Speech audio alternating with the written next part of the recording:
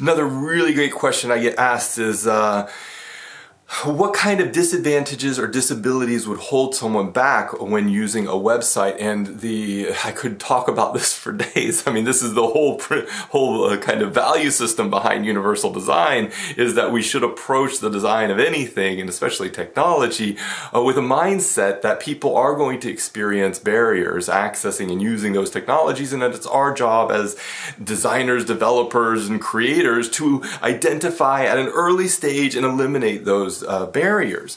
So let's just kind of take some examples here. Someone who's blind or partially sighted can easily use a computer given the right assistive technologies and the right digital skills, but they are not going to be able to use that computer or use a website, for example, if that technology isn't designed with them in mind, with their considerations in terms of how they go about using that computer and that website for that matter. The same goes for people who are deaf or hard of hearing, and the easy example here is just videos. So if we don't caption our videos, if we don't include the text at the bottom of the videos that kind of reads off what someone is speaking or what sounds are playing, then they're not going to be able to access or use that video on an equal basis with others. So those are two kind of simple, basic, easy examples.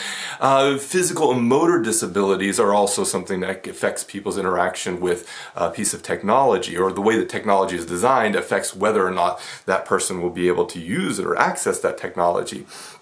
So taking into consideration the fact that some people might be using a touchscreen device and they may have tremors in their limbs, and so that may change the way they interact with that computer or with that device. So taking that into consideration when we're designing something as simple as a button can be really, really, really critical and important. And so just basic premise here is that don't make your button super small. Not only will it be more effective for someone who, for example, who has Parkinson's, it will also be more effective and useful for everyone, someone like me who just can't seem to hit the button whenever I want to.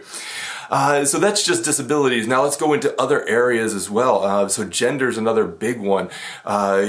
Pretty well universally, research shows that women have lower levels of access and use of technology than men. So when we're designing technology that's easy to use, we should be designing with that in mind, that women may not have the same levels of access, and that means that we need to take into consideration the unique experiences that women of color with disabilities, that older women of color with disabilities might experience when they're accessing and using that technology.